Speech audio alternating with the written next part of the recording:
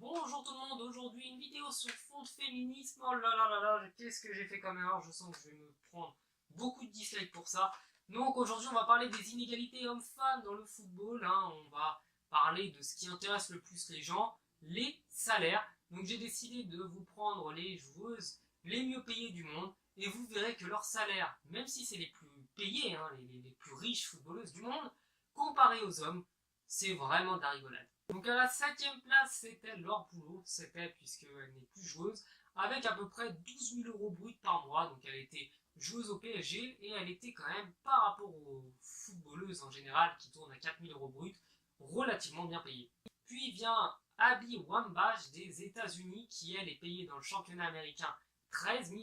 euros.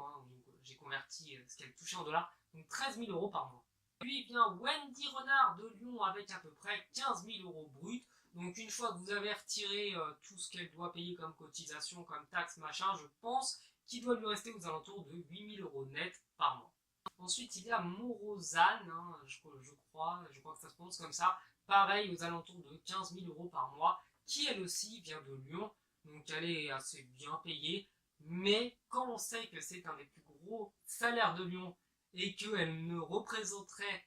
que le 25e joueur de l'Olympique Lyonnais masculin, je me dis quand même que c'est vachement inégal. Puis là, on va parler des deux dernières, donc les plus riches, les plus blindés, c'est vraiment l'opulence, c'est digne d'un PDG d'une grosse multinationale américaine. Donc il s'agit de Martha et de Alex Morgan. Donc Martha est une joueuse brésilienne, Alex Morgan joue à Lyon, et elles touchent toutes les deux à peu près 30 000 euros bruts par mois, donc après taxes, impôts, machin, surtaxes, détaxes, taxes, sans taxes, je ne sais quoi, il doit leur rester dans les 15 000 euros net par mois. Donc c'est un salaire qui est quand même très très convenable, moi qui me conviendrait parfaitement, je vous le cache pas, mais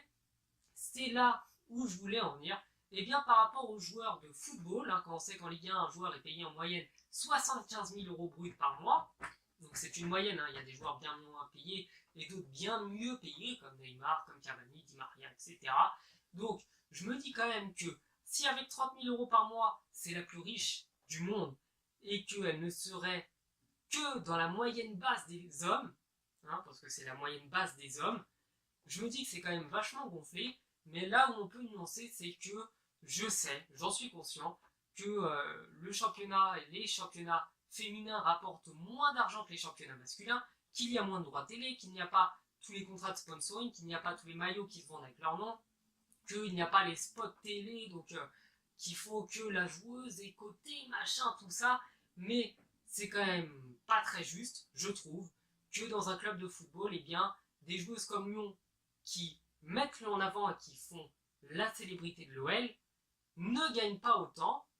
bon, même si ce serait compliqué, mais au moins qu'elles ne gagnent pas mieux, par rapport à des joueurs qui ne font aucun match, qui sont en réserve, et qui sont payés des sommes gracieuses par Jean-Michel Aulas. Donc à mon avis, il ferait bien de baisser les salaires des mecs qui ne jouent pas, pour augmenter celui des femmes, qui par contre donnent une très belle image de Lyon à l'international. Et bien voilà, la vidéo est terminée, c'était Loïc Lejeune, leçon de féminisme. Donc n'hésitez pas à me donner vos avis sur les commentaires, dans les commentaires, à me dire ce que vous en avez pensé, et me donner votre avis général sur le fait que les joueuses de foot ne soient pas très bien payées, 4 000 euros en moyenne contre 75 000. Donc